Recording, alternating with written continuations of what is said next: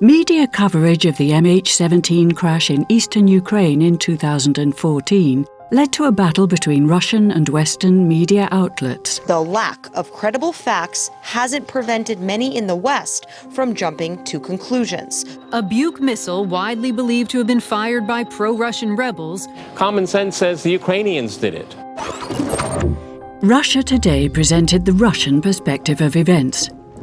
The channel is financed by the Russian government and broadcasts 24 hours a day, 7 days a week, in English, Spanish, Arabic and as of late in German as well. Hallo und herzlich willkommen zu unserer allerersten Sendung. The channel's coverage often stirs controversy. Russia Today network has deployed to promote President Putin's fantasy about what is playing out on the ground. It's a great privilege as a journalist to be working for an organization that John Kerry calls a propaganda bullhorn. MH17 was the last in a very long line of incidents with RT.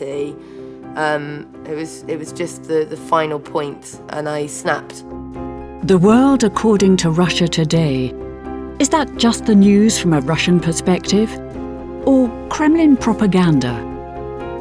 And that is why personally I cannot be part of a network funded by the Russian government that whitewashes the action. We willen de onderste steen boven krijgen. En als duidelijk wordt dat dit een aanslag was, dan zal ik er mij persoonlijk voor inzetten dat de daders worden opgespoord en hun gerechte straf krijgen. While the Netherlands lead a criminal investigation into the disaster, media worldwide speculate on how the plane may have crashed, Russia Today included. The channel presents various theories on what may have happened. And we will start with breaking news. Another jet was detected at the same time and place of the Malaysian plane crash in eastern Ukraine and had the characteristics of a military aircraft. That is what Russia's defense ministry revealed less than an hour ago. Russia's Interfax news agency is quoting a source in the Russian aviation industry claiming President Putin's plane may have actually been the target of the attack. It is claimed that the president's jet crossed paths over Warsaw at the exact same height as the doomed Boeing, now just 40 minutes later. Most likely, and I'm not an expert here, I'm going to wait for the investigation, but it seems to me common sense says the Ukrainians did it.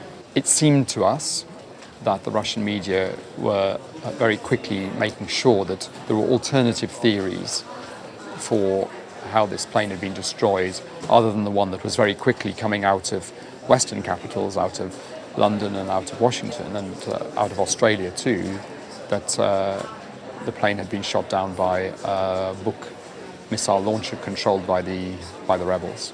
It's a tragic and devastating scene. People's clothes and belongings and their life jackets are scattered amongst the charred bodies. You can still smell the death and the burning in the air. But it's going to be... BBC correspondent Daniel Sandford is one of the first journalists at the crash site. He is astonished by the Russian coverage. What you normally expect, which is a sort of coming together of a theory about what might have happened. In fact, what you were getting was multiple alternative theories. Well, there might have been a Ukrainian jet hiding behind the airliner. It might have been a Ukrainian jet that shot down the airliner.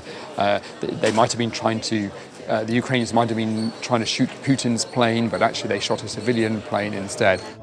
Former head of the BBC World Service, Richard Sambrook, reviews the footage aired by Russia Today just hours after the crash. Incredible. Let's see, can we hear from another person who was near the scene on the Russian-Ukraine border when this plane came down? According to preliminary information coming from militias,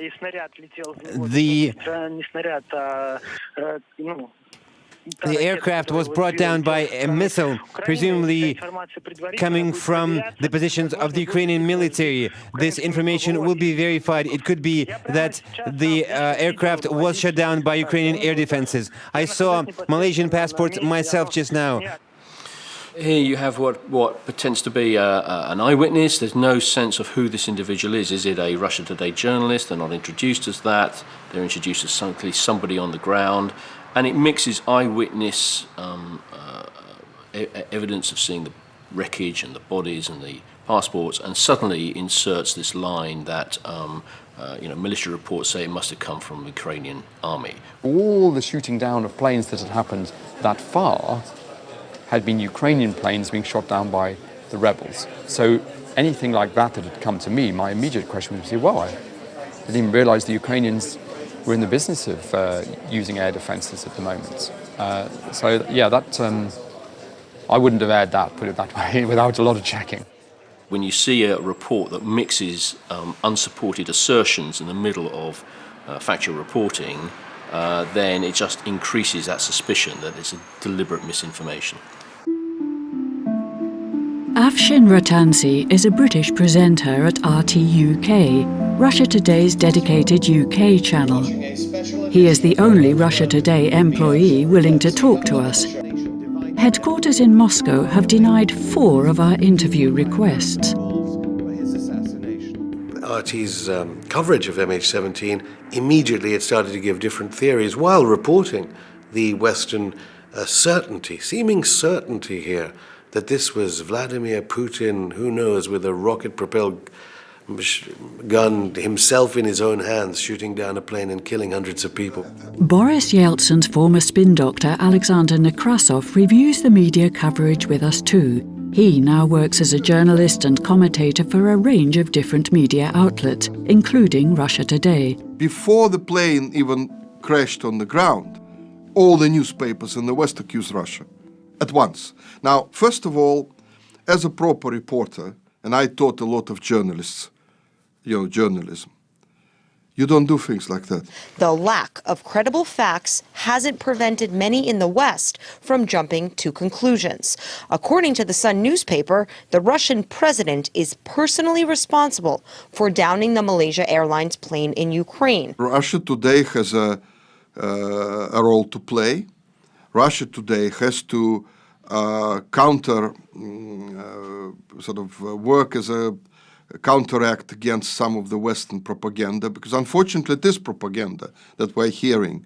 And by the way, now they found the pilot who shot down the plane, and they even know his name, Voloshin, and he even now confessed to what happened. This witness, this alleged witness, he says that he worked at a Ukrainian airfield from which military jets flew sorties in the east of the country. The witness told us that the pilot, whose name is Captain Voloshin, was shocked, confused, and in a state of mind he defined the passenger jet as an operational target. One of the things that was suggesting strongly to us that there could potentially be some rebel involvement in the shooting down of MH17 was the fact that very quickly the Russian propaganda machine was in action, suggesting lots of other alternatives. And it's almost like the more they said it wasn't them, the more we thought it might be. Mark Jersey was one of the first journalists to join Russia Today and was closely involved in developing the channel. It now has a potential audience of 700 million. With over 1 billion views, it is the world's largest news organisation on YouTube. But RT started out much smaller, in 2005, with a modest allowance from the government. The music, that brings back the most memories. I didn't do that very well, but that became the kind of, for 6 months, that's what I heard, every 15 minutes of every hour of every 8 hours we were on air. For years, Derek Sauer owned Independent Media, Russia's largest publishing house. He witnessed Russia Today's growth from close quarters. De Russische overheid zet een nieuwe zender op en wat je dan denkt is allemaal mannen in slechtzittende pakken. Dat denk je. En wat het slimme vast is geweest om precies het tegenovergestelde te doen. I think one of the key drivers behind Russia Today is Margarita Simonyan, who was a very young woman when she was appointed to head Russia Today. She is one of the smartest media executives we have in our generation. One of the main demands of professional news production is to be objective, is to keep the balance, which is, I think, absolutely obvious for everyone. One of her key insights, it was that every single one of the news channels internationally looked the same. And her instant observation was that Russia Today had to be different. So Russia Today, it was decided, had to be green, because all other channels are blue or red. Russia Today had to have camera angles that moved in and out, because other TV stations had camera angles that only panned from the side. And Russia Today had to have stories that there was a demand for, but people were ignoring. Every time tests were run to see what people were liking or enjoying, if there was something popular, more space was given for it. Simon Yen came to visit me with a colleague who I think was a Russian official, government official, to say that they wanted to launch Russia Today within 6 months. I expressed my scepticism to them, but I have to say they did it. And I think that's perhaps a mark of the level of investment and of state backing that they had to cut through any bureaucracy or any hurdles that there were in order to get it launched on time. The Kremlin felt, from the perspective of Russia, that it was drowning in Western TV, Western ideas, Western agenda, Western NGOs, and that the Russian public had been watching or listening for 30 or 40 years, even during the period of the Berlin Wall, to Western media, and that Western media was able to define the story and set the narrative. The Kremlin feels that the Western media have had too much control over the international agenda, and they want to change that. RT comes out of the obsession with TV, and RT comes out of the desire to push your dominance of TV into international water. British-Russian filmmaker and media expert Peter Pomerantsev grew up in England, but he has worked in the Russian TV industry for years. When it first launched, I was in Moscow, and very much their pitch to Western journalists who they're hiring was to kind of show that Russia was becoming democratic. I mean, Russia Today was going to be more democratic than Russian channels. A lot of Russian journalists I knew wanted to work for Russia Today because they thought it would give them more freedom than they would have at a Russian channel, a Russian language channel. And I think I might have said, well, listen, Vladimir Putin doesn't have a good track record with journalism within his country. And they said, well, no, this is an effort, to introduce some kind of, as I was told emphatically, and that Margarita's on record in press conferences. And it was actually quite clever. She said, listen, we've hired guys from ABC News, Sky News, BBC News. This will not be a propaganda channel. Censorship from the government in this country is prohibited by constitution. Like in yours. De BBC wordt ook door de Britse overheid gefinancierd. Maar goed, daar zijn allemaal protocollen en regels. En daar is een traditie. Het grote probleem in Rusland, er is geen traditie. En daar is de traditie, wie betaalt, bepaalt. En als je dus weet dat het Kremlin de rekening betaalt, ja, dan weet je dat je daar rekening mee moet houden. It was always going to be the case with Chechnya trying for separatism, etc., and these kind of Eastern Bloc states, possibly breaking off. It seemed editorially obvious that was going to be the test for RT, getting fair and balanced coverage with those stories, with a kind of autocratic president who likes to control the media. And that test came when war broke out in Georgia. For many years there had been tensions between the Georgian government and South Ossetia and Abkhazia, two renegade republics with a high percentage of ethnic Russians. In August 2008, these tensions led to an armed confrontation. Shortly thereafter, Russia took military action. William Dunbar was Russia Today's correspondent in Georgia at the time. During a live broadcast, he mentioned unconfirmed reports of Russian fighter jets bombing apartment blocks in the Georgian town of Gori. And then I get a call from my producer, who goes, "Oh, did you say something about Gori being bombed?" And I was like, "Oh yeah, I said there are unconfirmed reports of Gori being bombed." She said, "Well, they're not very happy about that." I mean, "What do you mean they're not very happy about that?" And she goes, "Well, they don't want you to talk about that." And we have this discussion. I go into the office to see her, and I say, and by the time I've reached our office, we have the footage. Like, Reuters have the footage, APTN have the footage of, sure enough, Russian planes bombing Gori, hitting apartment blocks with, I think it calls 12 civilian casualties, maybe more. And it's real. There's the proof. There have been airstrikes by Russian warplanes, particularly in a town just outside of Tbilisi, the capital, a town called Gori. But this is Gori today, a ghost town where Stalin's statue ironically towers over the main square. Yes, there is glass on the ground and damaged cars. But look at these pictures and judge for yourself. That night, Russia Today's editors called on William Dunbar again. He was asked to debunk a faulty CNN report. The American news channel had wrongly announced that the Georgian capital of Tbilisi had been bombed. And they go, well, we want you to say that Tbilisi is not being bombed. It's not being bombed, is it? I go, well, no, it isn't being bombed. And they go, well, that's great, that's what we want. And I go, well, okay, but I want you to know that at that time we just had news that 2 other civilian towns other than Gori were bombed also, with multiple civilian casualties in both Poti and in Zugdidi in the west of Georgia. I go, well, I want you to mention, if I debunk this CNN account, I'm also going to mention that there are confirmed reports of Poti and Zugdidi being bombed with civilian casualties. And they said, well, in that case, we don't want the phoner. And I said, in that case, I'm afraid I no longer work for you. And that was that. So the big sort of transformation seems to happen during the war with Georgia. Before that, Russia Today had been quite sort of, quite boring and conservative and not particularly scandalous. And suddenly the war with Georgia, they seem to finally understand why they were created for. And I think that's the first time people sat up and noticed them. Because, during the war in Georgia, they'd have like a running line saying, genocide by the Georgians. Genocide in huge letters because, some separatist official claimed that there was a genocide. Lavrov said that there's, 1,500 dead civilians killed by Georgian troops. Of course, none of this turned out to be true.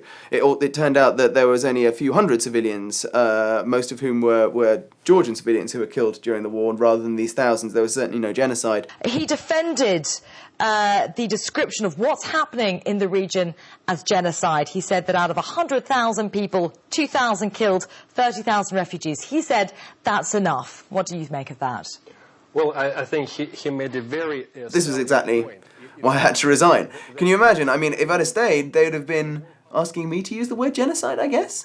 Or to report on the potential genocide, or... I don't know. Did they need to check it? I suppose they did. But again, this is a war situation. So you want, in this war conflict situation, out of the blue, people to think very carefully, and, on that particular situation. And I don't know. I'll be honest with you, I don't know what to answer on that particular subject. I'm not aware of that particular broadcast, I have to say, because RT was just beginning around that time, as far as I understand. I really think that's when the cards were placed on the table, that Russia Today is not really about news, it's about presenting how the Kremlin wants you to view this news event. Shortly after William Dunbar resigned in 2008, Sarah Firth started her career with Russia Today. I knew a little bit about the controversy already around RT, that there was one story that had already been run from someone who'd resigned, talking about their time in Georgia. So it was out there. There was already information. But honestly, I was so excited to get back to Russia that it didn't even really factor into my decision-making process. There was no doubt I was going to take the job.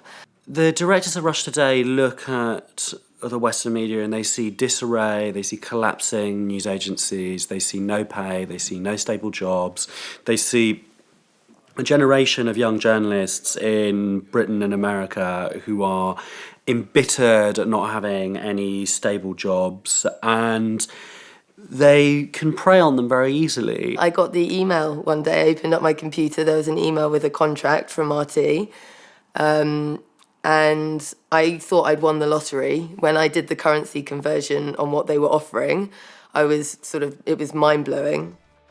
In 2010, Russia Today decided to expand. After creating both an Arabic and a Spanish channel, they turned their attention to the American market. The channel presents itself as an alternative to Western mainstream news. It's the reason why we, here at RTTV America, are taking on that responsibility of covering stories not told by the mainstream media. Ready? Go! Liz Wall started working at RT America's bureau in Washington, D.C. in 2011. She quickly became one of the channel's anchors. It's Thursday, May 24th, 8 p.m. here in Washington, D.C. I'm Liz Wall, and you're watching RT. By then, Russia Today was the second most watched foreign news channel in America, surpassed only by BBC World. I asked them about journalistic independence, and they assured me that this was not a propaganda station. That we do try to do different stories, but we try to, what they really hammered home, that this is an opportunity to cover stories that the mainstream media ignores. RT is running a counter-narrative, and its tagline is "Question More." So, luckily, in a time when corporate and state-mandated media is so uniform, it's actually quite easy. This is the pitch they're taking. Again, I think they see that this trend exists in the West. They see that there's a sort of already an utterly homegrown campaign against the mainstream, a philosophical one, this idea of the other, the idea of alternative always being good. And they're just trying to tap into that. You'd meet colleagues who were hypercritical of RT. I used to find it a bit strange that you'd think, do you think I wake up in the morning and think, oh, I'm going to go out and be a propagandist today? How can I manipulate the news? No, of course you're not doing that. I fully believed in reporting alternative stories. The clashes between the police and the protests is still going on. You can just up here, you've got the police. Greece, it was the first big story that I had, and we got caught in the middle of one of the riots. And RT just put all the footage up. So I actually had a colleague at RT phone me, and he was saying, Sarah, you might want to have a look at what they've put online. Shit, look. And the tear gas literally going off right now as we speak. You can see that up the road. The tear gas going off as we speak. The protesters and the police are still clashing at the moment. Very hard to breathe here. A lot of these people who are provoking it don't even want us to be filming here, so we can't do. And they were so happy because this clip had gone viral and it was getting loads of hits online. So I felt great. I was, I'd done well, and the channel were thrilled with it. Drink it. They gave these young journalists like myself a camera crew and a travel budget that was insane. Go and do the story however you best feel you should do it. There were no rules. And it was just with a couple of conversations I had with other journalists about that, where they said, just be careful, because if you'd done that at our channel, it wouldn't perhaps be looked on in the same way. That was the first time I think I became aware of the fact it's on me. It's my choice how safe I am on the story, because there's not that infrastructure at RT. And actually moving forward, that was often the stuff that was encouraged. They wanted you to be in the center of the action. De hosts, die vaak buitenland zijn, Engels, Amerikaans enzovoort, die worden natuurlijk vooral, dat zijn allemaal jonge mensen natuurlijk, allemaal eager, goed betaald, maar heel ambitieus.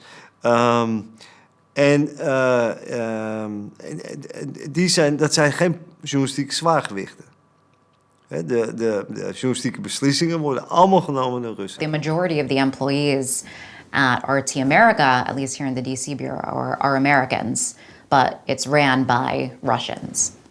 We used to joke in the newsroom that you kind of felt like RT was hate preaching, because you'd have an hour's rundown where it would be, we hate Europe, we hate Georgia, we hate America, and then a story right at the end would be like, and look at this wonderful Russian event. Even if it's an important story, if it didn't make the US or a Western country look bad enough, if I didn't hammer home a certain angle enough, well then the news story wasn't really serving its purpose. This was the daily battle at RT. you would be fighting over a sentence. And that would be the difference between you finishing work, you know, after 6 hours or finishing work after 18. You know, it was really that ridiculous. You just don't criticize Russia. You just don't go there. There's almost like an unspoken rule. You just know you're not supposed to suggest that story. I don't recognize any of that in terms of banter in the newsroom. All the banter in the newsroom I remember, and still we have that banter, is get the story. That's to mainstream, find an angle which helps those not in power. The phrases I hear in the RT UK newsroom are, think about truth-telling to the powerful, or the truth of what's happening to the powerless, not let's do the Kremlin's bidding on foreign policy. And it's a great shame that these claims are used to stereotype our newsroom. The way that they encourage us to write some of our scripts is that, oh, look at the other news stations, they're covering that. They're not even paying attention to this. They're not even covering this. Almost as if it's some sort of conspiracy that the mainstream media, the corporate media, they are part of the military-industrial complex. They work hand in hand with the US government.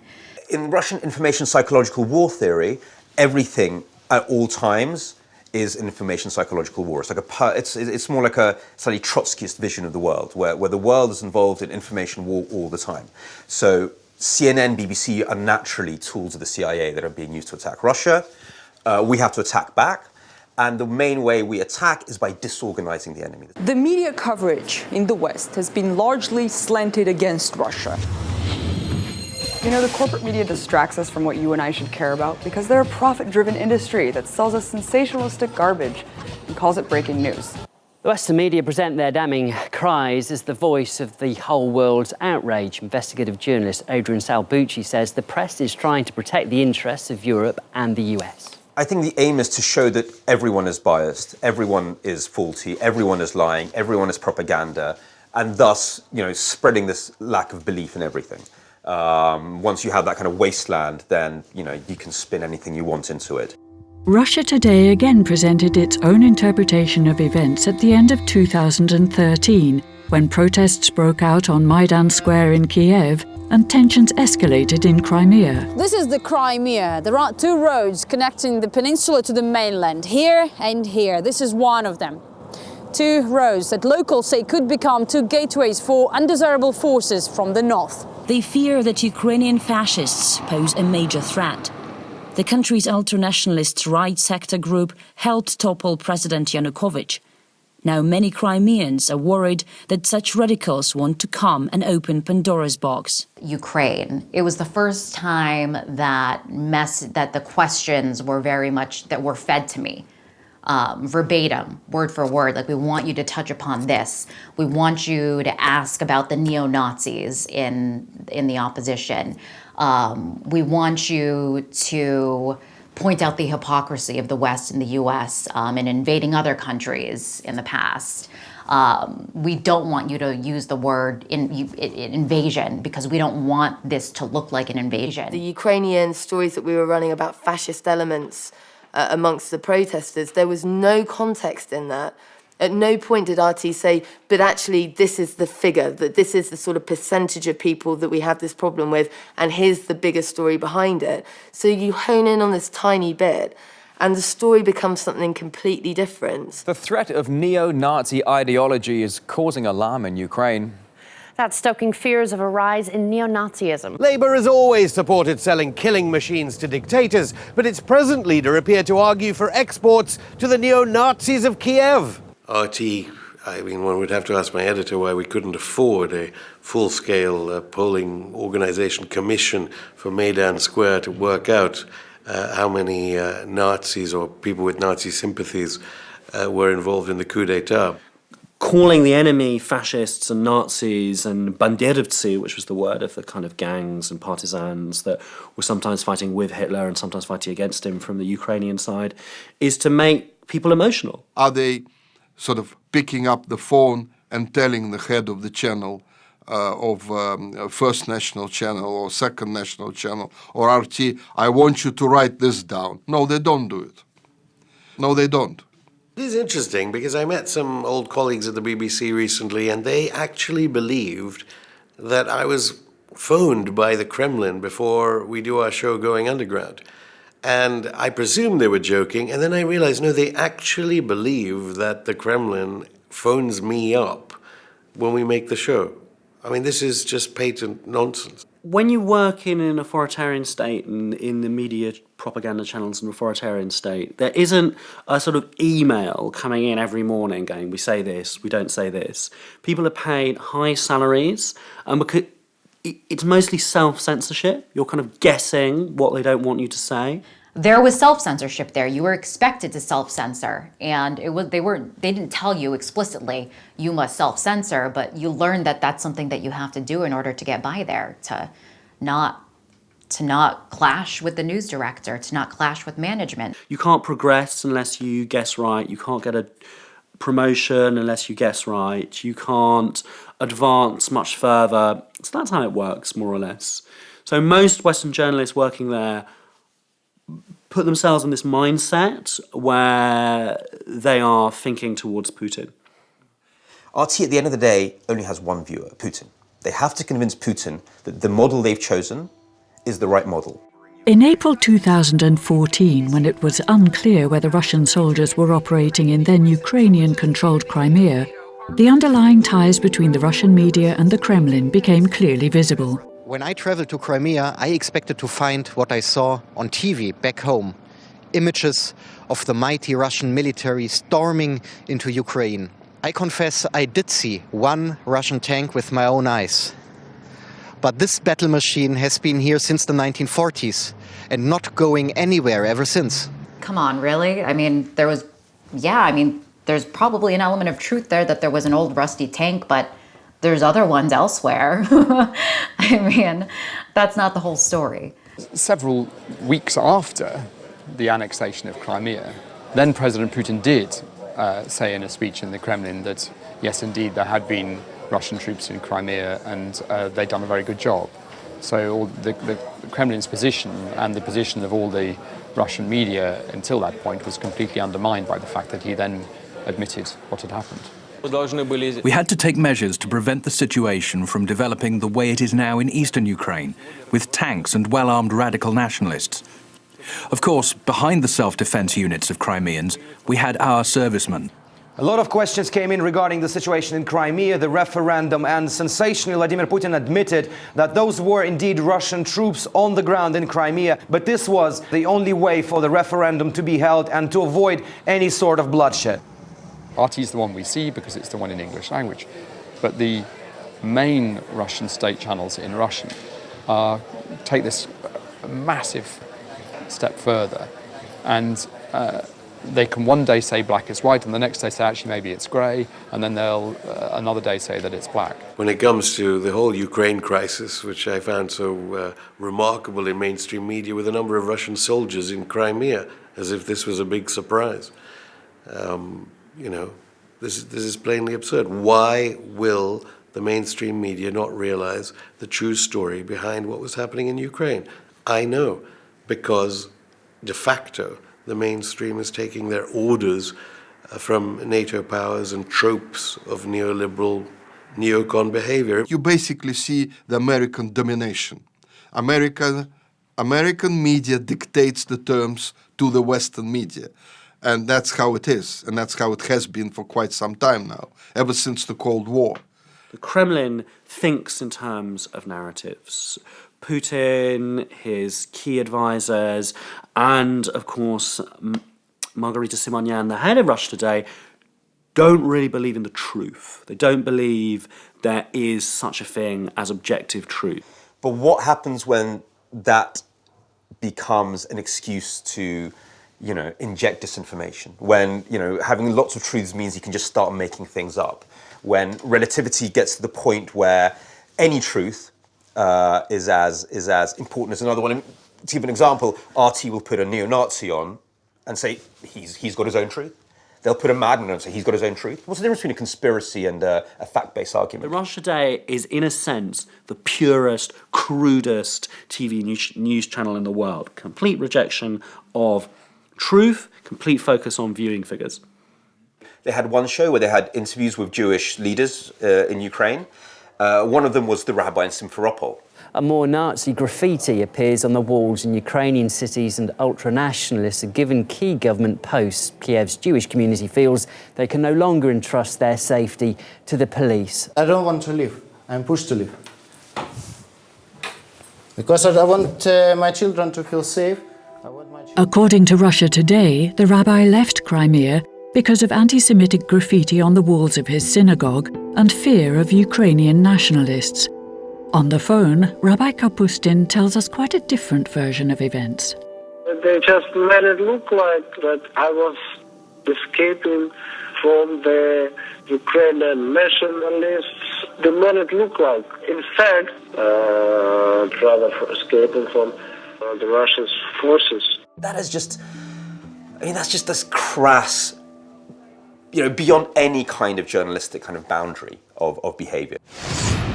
Let's go back to our breaking news story now, because a Malaysian Boeing airplane has reportedly crashed in Ukraine's east, where the military is battling against local self-defence units. I was down just outside the office having a coffee with another colleague from RT, and we got the flash on the phone alert.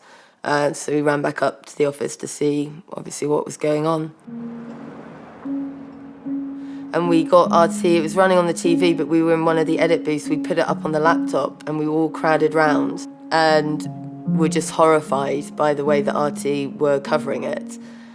MH17 was just the final point, and I snapped. And then I put out on my Twitter account that I resigned. The more that I read up on what was really going on, the more I realized that the media was actually being used as a tool to stir confusion about what's going on there. I felt really uncomfortable with that, and I decided that the time had come that I was going to leave. After our coverage of the Ukraine wrapped up, I went off the teleprompter, and I kind of spoke from the heart, had a couple of thoughts scribbled down, and that was it. And that is why personally I cannot be part of a network funded by the Russian government that whitewashes the actions of Putin. I'm proud to be an American and believe in disseminating the truth, and that is why, after this newscast, I'm resigning. I felt shaky, I felt nervous, I felt almost shocked that I did it, but I felt kind of good. I was RT, I was part of that family, and I was taking the money. I did have to take the rough with the smooth.